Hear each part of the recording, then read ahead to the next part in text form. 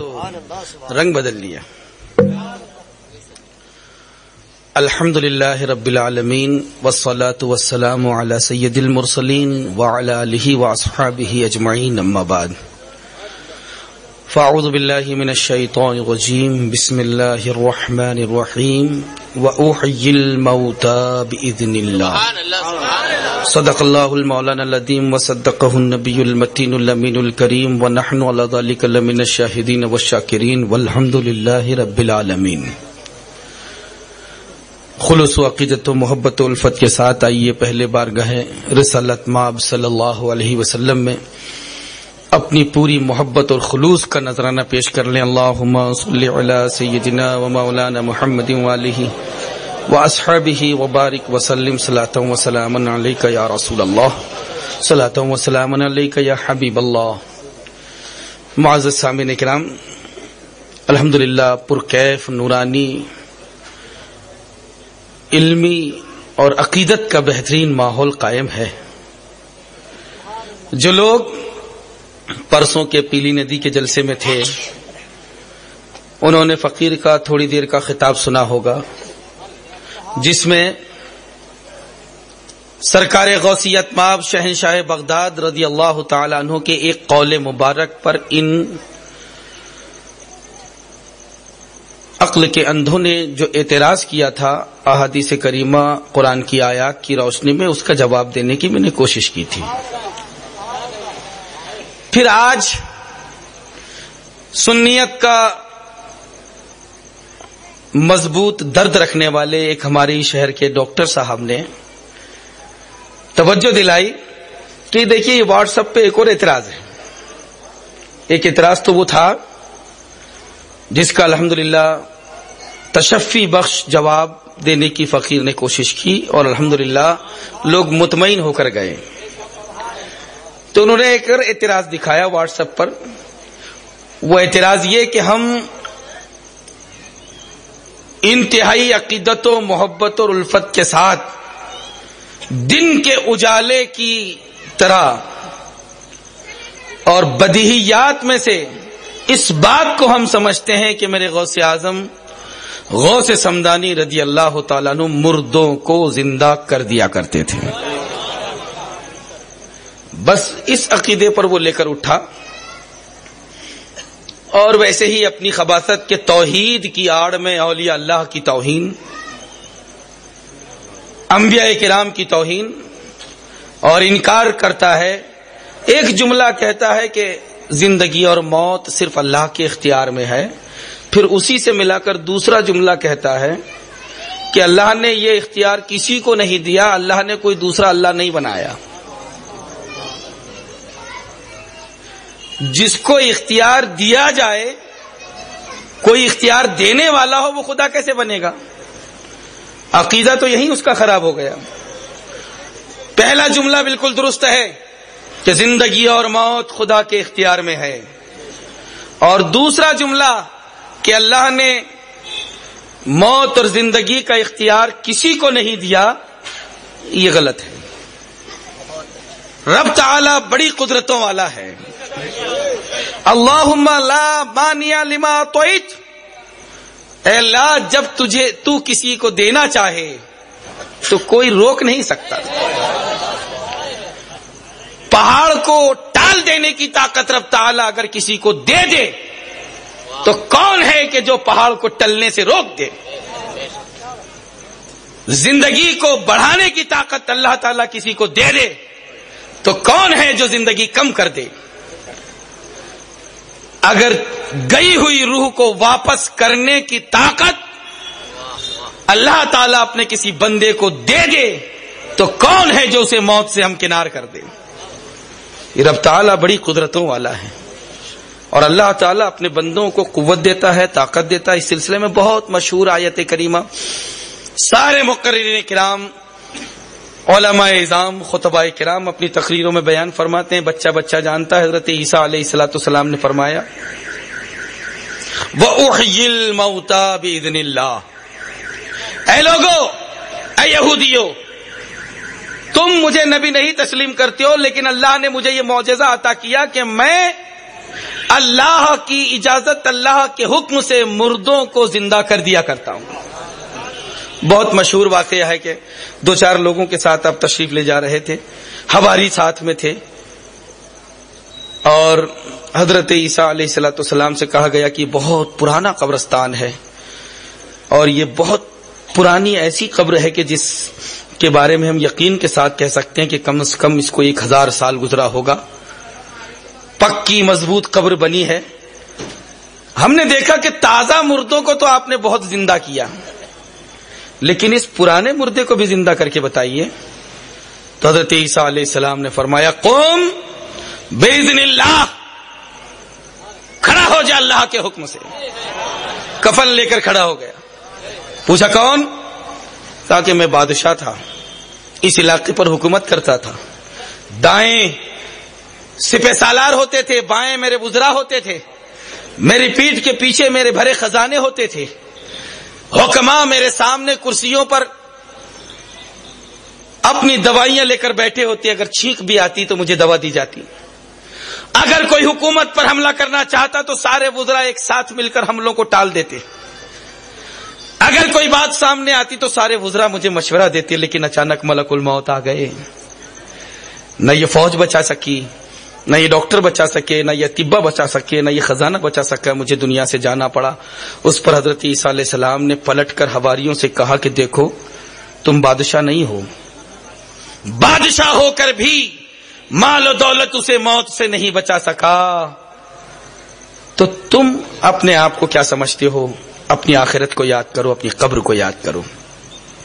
یہ واقعہ تو بہت مشہور ہے. حضرت امام غزالی رحمۃ اللہ تعالی علیہ نے، حضرت امام جلال الدین سیوطی شافعی رحمۃ اللہ تعالی علیہ نے لکھا، جس سے حضرت عیسیٰ علیہ السلام کے مردوں کو زندہ کرنے کی تصدیق ہو گئی. یا رسول اللہ صلی اللہ علیہ وسلم، ماشاء اللہ رب العالمین. حضرت مفتی نذیر صاحب قبلہ تشریف لائیں، تشریف رکھیں. ماشاء اللہ ماشاء اللہ، تشریف رکھیں.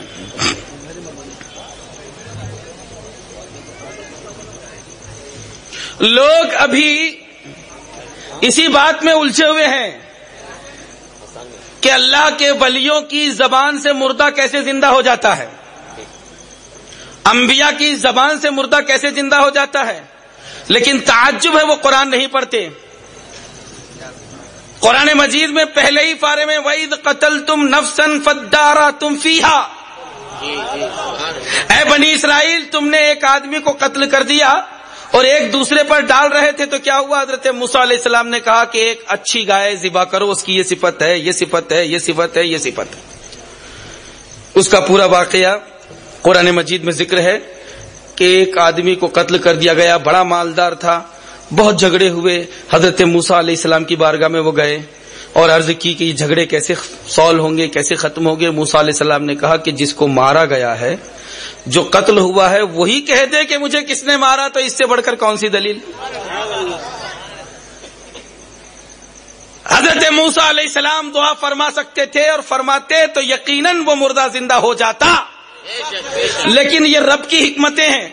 اور قرآن میں آیت ہے کہ گائے کو ذبح کیا گیا اور اس کے بعد حکم ہوا کہ اس گائے کی زبان لے جا کر مردے پر رکھ دو. گائے کی زبان لے جا کر مردے پر رکھ دو. کیا ہوگا؟ مردہ زندہ ہو جائے گا اور بتائے گا مجھے کس نے قتل کیا. ایسے ہی کیا انہوں نے. چاہتے تو نہیں تھے لیکن کیا. گائے کو ذبح کیا، گائے کی زبان اٹھائی، لے جا کر اس مردے پر، اس میت پر رکھ دیا. اچانک مردہ زندہ ہو گیا اور بول پڑا. قرآن نے بتا دیا کہ انبیاء تو انبیاء، اولیاء تو اولیاء.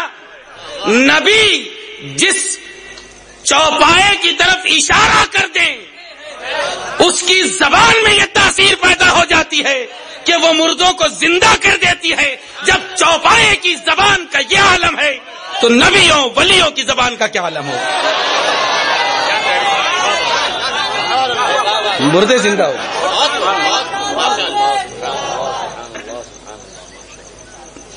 پیارے آقا سید عالم صلی اللہ تعالی علیہ وآلہ وسلم نے مردوں کو زندہ کیا ہے. اور جن لوگوں کی آنکھوں پر پردہ پڑا ہے وہ بلا وجہ یہ بھی ضعیف یہ بھی ضعیف. ارے تیرا ایمان ضعیف نہیں، تیرا ایمان معدوم، ضعیف نہیں. یہ حدیث ضعیف ہے یا قوی ہے، حسن ہے، کیا ہے؟ اگر اس کو دیکھنا ہے تو شمول اسلام پڑھو، شمول الاسلام لے ایمان آبائہ الکرام. اعلی حضرت امام اہل سنت رضی اللہ تعالیٰ اس کتاب میں احادیث کریمہ درج فرماتے ہیں، اور یہ اعلی حضرت کا طریقہ ہے اور یہ خصوصیت ہے کہ جب ایک حدیث پاک ذکر کرتے ہیں. آج جو ہے یہ کمپیوٹر کا دور ہے اور ایسے سافٹ ویئرز آ چکے ہیں کہ آپ نے ایک حدیث پاک کو جیسے ہی وہاں پر ٹائپ کیا تو یہ حدیث کی کس کس کتاب میں حدیث ہے، کس کس باب میں ہے، وہ سافٹ ویئر بتا دیتا ہے. اور 200 لوگوں نے مل کر اس سافٹ ویئر کو بنایا. عراق یونیورسٹی سے بھی ایک سیاہ ستہ کا سافٹ ویئر ہے، مدینہ یونیورسٹی سے بھی ایک سیاہ ستہ کا، ازہر شریف سے بھی ایک سیاہ ستہ کا سافٹ ویئر ہے. ایک لفظ صرف آپ کو حدیث کا یاد ہے، وہ ٹائپ کر دیجئے تو جہاں جہاں سیاہ ستہ میں وہ حدیث ہے وہ بتا دے گا. لیکن جب سافٹ ویئر نہیں بنے تھے، 150 لوگ نہیں تھے، 200 نہیں تھے، جب 250-300 لوگوں نے مل کر حوالے نہیں نکالے تھے، اس وقت امام اہل سنت کا دماغ ایسا مضبوط تھا کہ ایک حدیث ذکر کرتے ہیں تو جتنی حدیث کی کتابیں سب کا حوالہ دے دیتے. سبحان اللہ، سبحان اللہ، ماشاء اللہ یا رسول اللہ.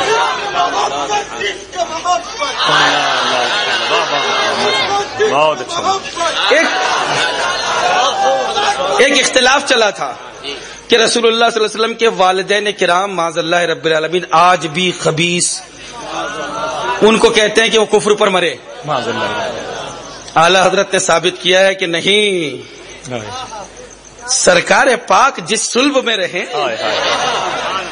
وہ صلب کتنی پاک ہوگی، کتنی طاہر ہوگی، کتنی مطہر ہوگی، اور جس شکم پاک میں رہیں وہ کتنی عظمت والی ہوں گی. پوری کتاب میں اعلی حضرت نے ثابت کیا ہے. اسی میں چند احادیث کریمہ اعلی حضرت نے ذکر کی ہے. اس اختلاف میں اہل سنت کا جو عقیدہ پہلے وہ سن لیں تاکہ ذہن نہ الجھے. اہل سنت کا یہ عقیدہ ہے کہ رسول اللہ صلی اللہ علیہ وسلم کے آبائے کرام زمانہ فطرت میں تھے اور اس وقت صرف توحید پر قائم رہنا ہی ایمان تھا. بے شک حضرت عیسیٰ علیہ السلام و سرکار کے اس عرصے میں تو وہ توحید پر قائم تھے اور اسی پر قائم رہنے ہی کا نام ایمان تھا. یہ ہمارا اہل سنت والجماعت کا عقیدہ ہے. وہیں پر کچھ احادیث کریمہ ایسی ملتی ہیں کہ میرے آقا صلی اللہ تعالی وسلم اپنے والدین کریمین کے مزارات مقدسہ پر تشریف لے گئے. آج لوگ جو مزار پر جانے سے منع کرتے ہیں ان کے لیے بھی یہ حدیث ہے. کیا بات ہے باپ، کہ بالارادہ اپنی ماں کی قبر مبارک پر نبی پاک مدینے شریف سے تشریف لے گئے. جی ایسا نہیں کہ سفر میں کہیں جا رہے تھے، وہ بھی احادیث ہیں. جی جی لیکن ایک حدیث مطلق ایسی ہے کہ ماں کی قبر پر گئے، تشریف لے گئے اور اللہ رب العزت کی بارگاہ میں ہاتھ اٹھا کر دعا کی. رب تعالیٰ نے والدہ کو زندہ کر دیا، زندہ ہو گئی. پھر رسول اللہ صلی اللہ تعالی علیہ وآلہ وسلم پر ایمان لائیں. والد کے ساتھ میں بھی یہی ہوا. اس پر اعلی حضرت نے بڑی پیاری بات کہی کہ بھئی پھر تو پہلی مرتبہ جو انتقال ہوا تھا وہ کفر پر ہوا تھا، تو اب ایمان لائیں. انتقال کے بعد زندہ ہو کر پھر ایمان لائیں. وہ انتقال کے بعد زندہ ہو کر ایمان لائے. اعلی حضرت فرماتے ہیں کہ نہیں، بات یہ ہے کہ جو لوگ زمانہ فطرت میں مسلمان تھے تو وہ نبی پاک رحمت عالم صلی اللہ علیہ وسلم پر انہیں ایمان لانے کا شرف نہیں ملا تھا. اور جو نبی کو دیکھے صحابی اور صحابیہ بن جائے، نبی کے ہاتھ پر اسلام قبول کرے، نبی پر ایمان لانے کا شرف مل جائے، اور یہ شرف ایسا ہے کہ جس کا جواب نہیں، تو پیارے آقا نے چاہا کہ میرے ماں باپ وہ ہوں جنہیں محمد پر ایمان لانے کا شرف مل جائے. ایمان والے تو تھے. سبحان اللہ، سبحان اللہ. سرکار نے اپنے ماں باپ کو زندہ کیا کہ نہیں کیا؟ اور بہت واقعات ہیں. اور اب کیا ہے کہ اس مجلس میں اتنا وقت نہیں ہوتا ہے کہ میں سرکار رحمت عالم کے مردوں کو زندہ کرنے کی ساری دلیلیں پیش کروں، لیکن ایک چھوٹی سی دلیل سب جانتے ہیں. جب عیسائی یہ کہنے لگے آج کے دور میں کہ عیسیٰ علیہ السلام مردوں کو زندہ کر دیا کرتے تھے، تو یہ کہتا ہے کہ ہمارے نبی کو تو دیوار کے پیچھے کی خبر نہیں. وہ کہتا ہے ٹھیک ہے، تیرے نبی سے میرا نبی اچھا. لیکن ہم کہتے ہیں کہ عیسیٰ علیہ السلام مردوں کو زندہ کرتے تھے. بے شک مردوں کی روح نکل گئی، وہ روح دوبارہ اسی جسم میں آ جاتی تھی. انسان کی باڈی اللہ نے ایسی بنائی کہ جو روح کو قبول کرتی ہے جی. لیکن میرے پیارے آقا کی بارگاہ میں آؤ،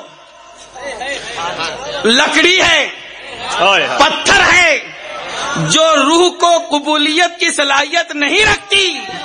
میرے آقا صلی اللہ علیہ وسلم کے فراق میں استن حنانہ میں جان ہی نہیں آ گئی، بلکہ وہ رو رو کر بلک کر نبی کی خدمت میں عرض کرنے لگا، سرکار مجھے اپنے سے جدا نہ کیجیے، سرکار اپنے سے جدا نہ کیجیے. نبی صرف زندگی ہی نہیں دیتے ہیں بلکہ بولنے کے لیے زبان بھی عطا کرتے ہیں.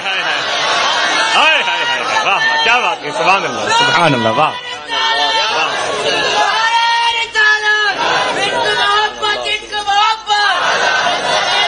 ارے وہ تو لکڑی ہے اور انسان کے قد سے بھی بڑا ستون ہے، اس میں جان آ گئی. لیکن یہ چھوٹی چھوٹی کنکریاں، اس میں بھی روح کلمہ پڑھ رہی ہیں، درود پاک پڑھ رہی ہیں اور لوگ سن رہے ہیں. وہ کنکریاں کہ جن میں جان کا انسان تصور نہیں کر سکتا، رسول اللہ کے دست مبارک میں قوت اور طاقت ہے کہ زبان بعد میں ہلے گی، آپ کے دست مبارک سے جو مس ہو جائے گا اسے حیات مل جائے گی، اسے زندگی مل جائے گی. سبحان اللہ سبحان اللہ سبحان اللہ سبحان اللہ. نبی پاک رحمت عالم صلی اللہ علیہ وسلم کا زندگی دینا، حیات بخشنا، یہ تو ایک ایسا موضوع ہے کہ اسی پر اعلیٰ حضرت نے رسالہ لکھ دیا ہے. اور اس رسالے کی صرف 10-5 دلیلیں میں بیان کرنے لگوں تو فجر ہو جائے. ہم لوگ سمجھ نہیں پاتے ہیں اس میں کہ کتنی مضبوط کیسی کیسی اس کے اندر دلیلیں ہیں، اور ان دلیلوں کو سمجھنے کے لیے بھی اپنے اساتذہ کرام کی بارگاہوں میں گھٹنے ٹیکنا پڑیں گے. وہ دلائل اعلیٰ حضرت نے اس میں بیان فرمائے. اسی لیے تو کہا گیا ہے کہ تجدید کا دعویٰ کرنے والے، جہالت کی تاریکی میں کھونے والے، جہالت کے باوجود فتوے دینے والے، وہ اعلیٰ حضرت کی فتاوی رضویہ کا ایک صفحہ پڑھ کر سنا دیں. وہ امام اہل سنت ہیں، وہ اعلیٰ حضرت ہیں. بڑے دلائل آپ نے بیان فرمائے ہیں، اور پورا رسالہ کا رسالہ ایسا ہے کہ پڑھتے جائیے دل خوش ہوتا چلا جائے، محبت میں ڈوبتا چلا جائے. یہ میرے نبی کی شان، یہ میرے نبی کی شان، یہ میرے نبی کی شان. اور آخر میں یہ فرماتے ہیں اعلیٰ حضرت ہم غلاموں کو کہ یہ تو ہم کم علموں کی علم میں بات آئی تھی، اگر عقل والے معرفت والے ہوں تو نبی پاک کی صرف شان دیکھے ولایت سے نواز دیا جائے، ولایت سے نواز دیا جائے. نبی پاک کے غلاموں کو اللہ نے تاثیر دی ہے کہ وہ مردوں کو زندہ کر دیتے ہیں. سرکار سیدنا غوث اعظم کی بارگاہ میں آئیے، اور یہ خصوصیت ہے میرے غوث اعظم کی، مردوں کو زندہ کر دیا. ایک جگہ ایک کرسچن عیسائی ایک مسلمان سے بحث کر رہا تھا. ارے تم کہتے ہو کہ تمہارے نبی، تم نبی کی فضیلت بیان کرتے ہو، ہمارے نبی تو مردوں کو زندہ کرتے تھے، تمہارا قرآن گواہ ہے. وہ احیی الموتى باذن اللہ، میں باذن اللہ مردوں کو زندہ کر دیتا ہوں. یہ تمہارے نبی کے بارے میں کیا؟ آج جو لوگ یہ کہتے ہیں کہ نبی نے مردوں کو زندہ نہیں کیا، وہ نصارہ کی زبان بول رہے ہیں، مسلمانوں کی زبان نہیں، یہودیوں کی زبان بول رہے ہیں. مولا کریم ان کے شر سے ہمیں محفوظ رکھے، امت مسلمہ کو محفوظ رکھے. ہمارے نبی تو مردوں کو زندہ، قرآن گواہ ہے تمہارا. گفتگو چلی رہی تھی کہ اپنے کچھ متوسلین کے ساتھ غوث اعظم رضی اللہ تعالیٰ عنہ کا وہاں سے گزر ہو گیا. گزر نہیں ہو گیا، چاہے جہاں رہے ہو غوث اعظم اپنے معتقد کو دیکھا کہ کوئی بحث کر رہا ہے تو مدد کے لیے آ گئے. تو کہتا ہے کہ میرے نبی مردوں کو زندہ کرتے تھے، اور محمد صلی اللہ علیہ وسلم نے کہاں مردوں کو زندہ کیا ہے؟ تو میرے نبی کی بات کرتا ہے. اگر تجھے دیکھنا ہے نبی کی حیات بخشی تو چل، کس مردے کو زندہ کرنا ہے بتا. نعرہ تکبیر، نعرہ رسالت، علم غیب مصطفیٰ، مسلک اعلی حضرت. کس کو زندہ کرنا ہے بتا. اچھا اس نے کہا کہ ٹھیک ہے، یہ قریب ہی میں قبرستان ہے، چلیے اسی کو زندہ، بہت پرانی قبر ہے، قبر کے نشانات مٹ رہے ہیں، اسی کو زندہ کر دیجیے.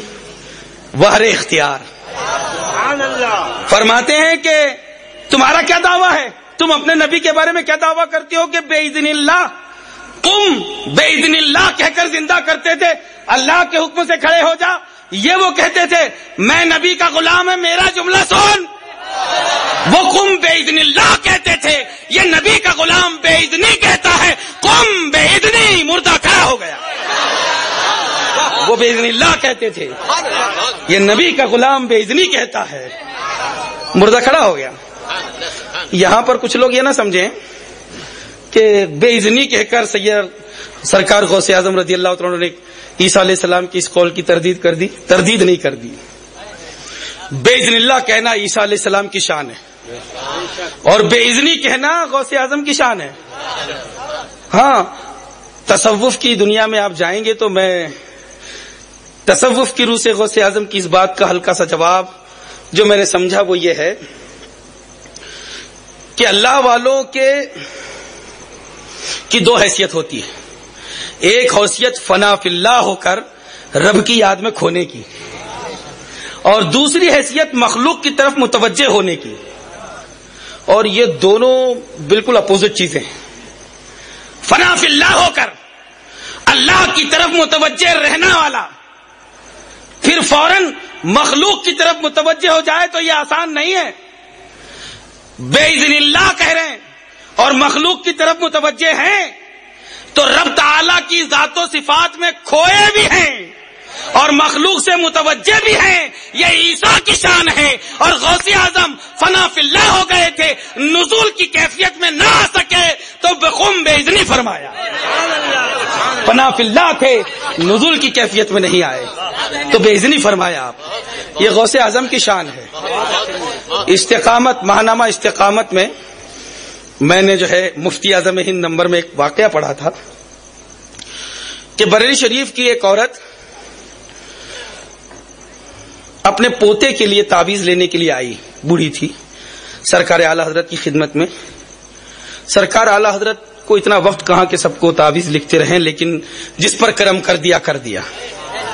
بہت بیمار ہے، تعویذ دے دیجیے. تو دیکھیے موت کا ایک وقت متعین ہے سب کے لیے. تعویذ ہو، دعا کریں یا دوا لیں، لیکن جس وقت پر موت ہے اس وقت پر آ جاتی ہے. اب یہ تعویذ لے کر گئی، بخار وغیرہ تو ٹھیک ہونے لگا، سکون ہوا، لیکن ایک پہر کے بعد، اس میں لکھا ایک پہر کے بعد، یعنی اگر وہ 3-4 بجے لے گئی تھی تو شام کو 6-7 بجے وہ بچے کا انتقال ہو گیا. اب عورتیں تو بے صبری ہوتی ہیں، بچہ گھر میں پڑا ہے، لوگ رونے میں اس میں اس کے انتظام کرنے میں لگے ہیں، اور وہ جو ہے دادی چلی برقع پہن کر، شوہر کو کہا تم بھی چلو جی، ساتھ میں زبردستی لے کر گئی. کیا ہے، میرا بچہ بیمار تھا، میں بیمارے کے لیے تعویذ لینے آئی اور اعلی حضرت تعویذ دیا تو میرا بچہ مر گیا. اعلی حضرت اندر ہیں، تاجدار اہل سنت وضو فرما رہے ہیں، مفتی اعظم ہند شفیع غوث اعظم وضو فرما رہے ہیں. جب اس کی یہ شکایت دیکھی تو جلال میں آئے. اس کے ہاتھ میں ایک گلاس تھا، مٹی کا گلاس لے کر آئی تھی کہ چلو کچھ اور دیں گے، پانی پڑوا لیں گے. لے کر آئی تھی، کہا اس میں کیا ہے؟ کہا اس میں پانی ہے.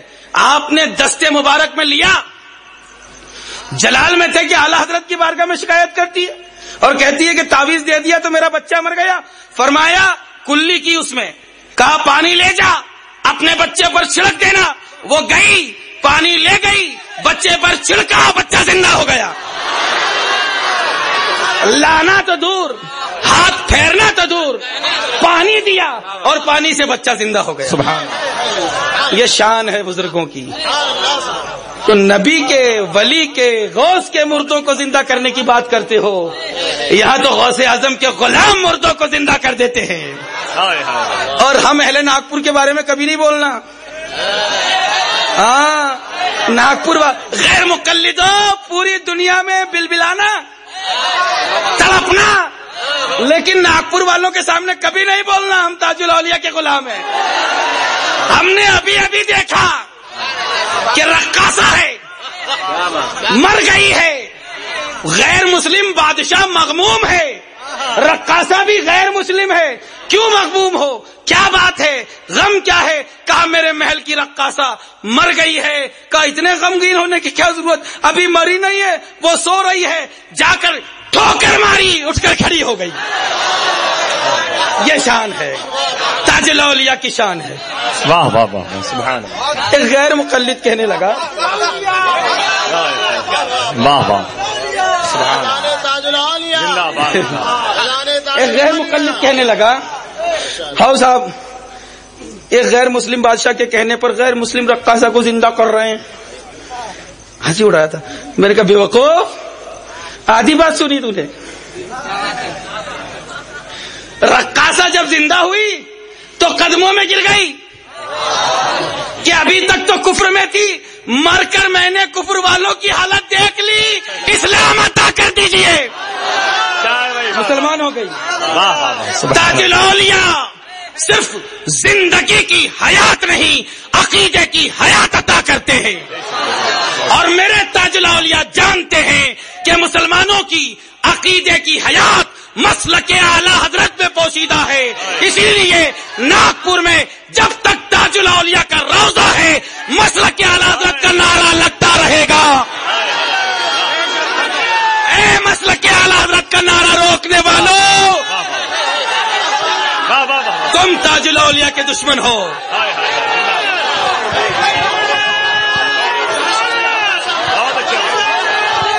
فیضان تاج الاولیاء, زندہ باد. عشق محبت, عشق محبت, عشق محبت, عشق محبت, حضور فخر العلماء, فیضان تاج الاولیاء. مسلک اعلی حضرت کا نعرہ.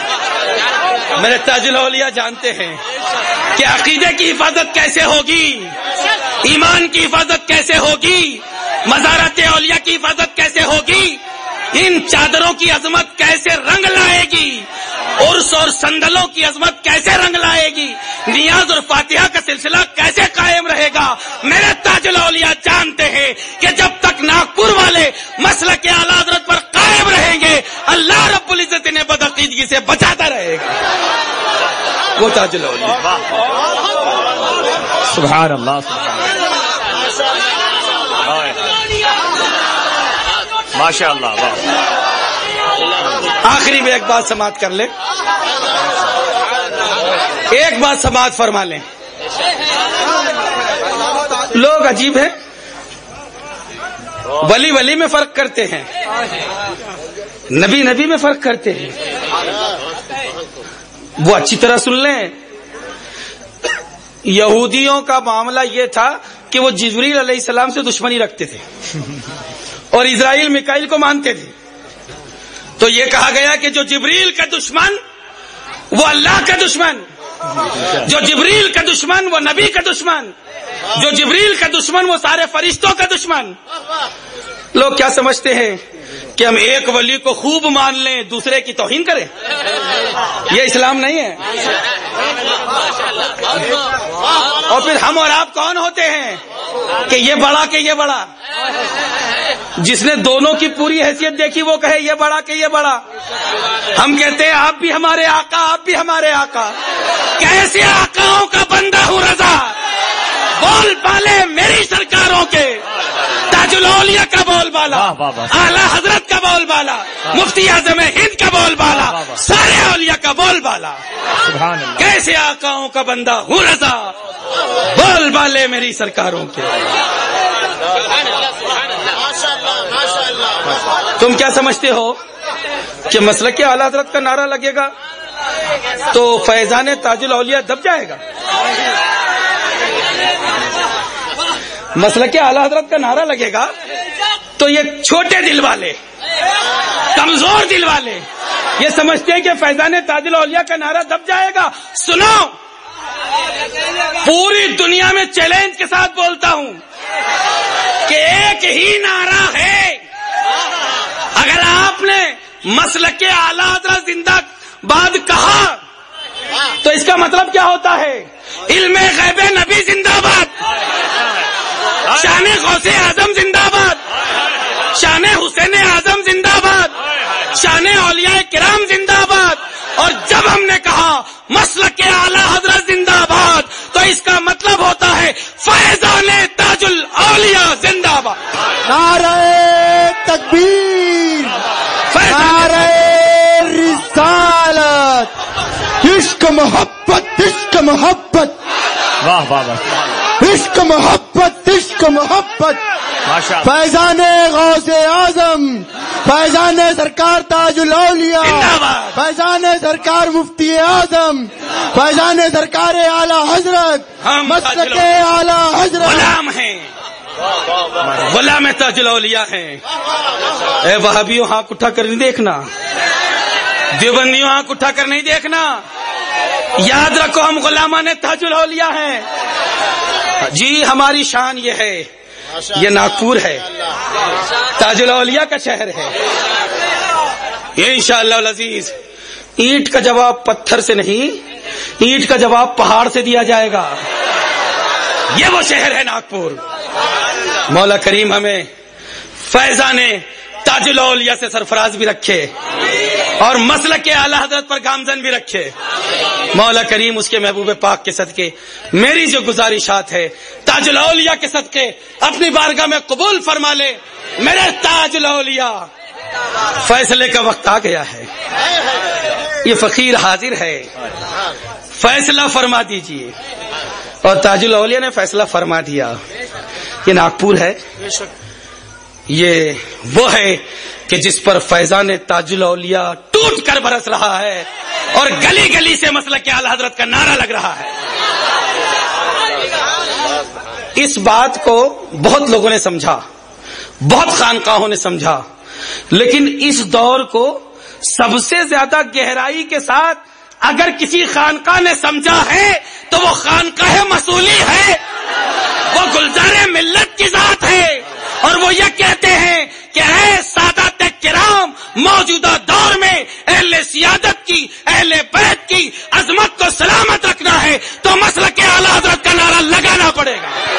نعرہ تکبیر, وہ گلزار ملت ہے. نعرہ رسالت, شیر ناگپور, اولاد علی, سرکار گلزار ملت, فیضان سرکار مسولی زندہ باد, فیضان سرکار تاج الاولیاء, مسلک اعلیٰ حضرت. اعظم کے خاندان کے وہ چشم و چراغ ہیں کہ ہمارے جابر بھائی نے, میں نے کہا بھائی جلسہ کہاں ہوگا, بارش ہو رہی ہے, تو کہا میدان میں رکھا تھا حضرت, خرچ بہت کیا ہے. میں کہا مسجد میں رکھ دو. کہا نہیں حضرت کیسے ہوگا. تو میں نے کہا بس ایک صورت ہے,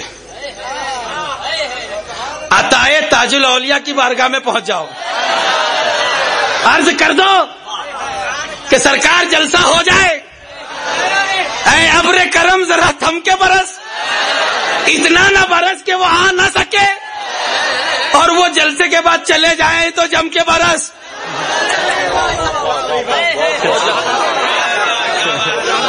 نہیں وہ چلے جائے تو جم کے برس.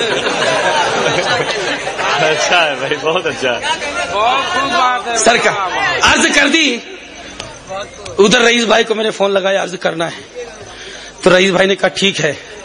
عرض کی سرکار گلزار ملت نے, بہت لوگ تعویذ لکھتے ہیں, بہت لوگ قلم چلاتے ہیں, ایک تعویذ لکھا چوکھٹ پر لٹکانے کا حکم دے دیا، ادھر رئیس بھائی نے فون کیا کہ ادھر یہ تعویذ لٹک چکا ہے، ادھر فون آیا، ادھر بارش بند ہو گئی، ہے کہ نہیں جابر بھائی؟